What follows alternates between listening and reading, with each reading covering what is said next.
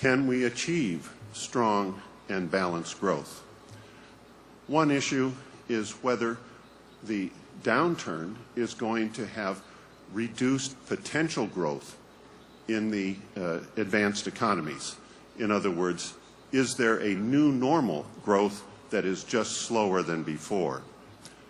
We know growth is determined by three factors: growth in the labor force, growth in capital available to labor, in other words, investment, and third, increases in productivity embodied in new technologies, usually incorporated in either labor force training or new capital investment.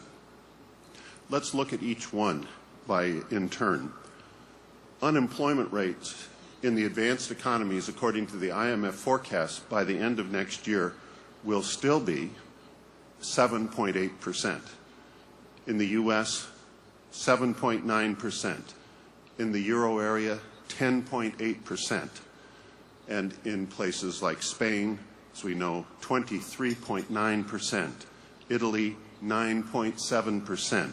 France, 10.1%. Only in places like Germany, 5.5%. Japan, 4.4%, do we see lower rates of unemployment. So the question remains, with such high rates of unemployment for an extended period of time, on the one hand, this could mean that the labor force could grow quickly again if the unemployed are reincorporated. But it also holds out the risk that many, after having been unemployed for a long time, will leave the labor market. In other words, there is a risk that the growth in the labor force in the next few years in the advanced economies actually will be slower than before. And when we look at investment, we see that the starting point today is substantial amounts of excess capacity in most of the advanced, in fact, all of the advanced economies.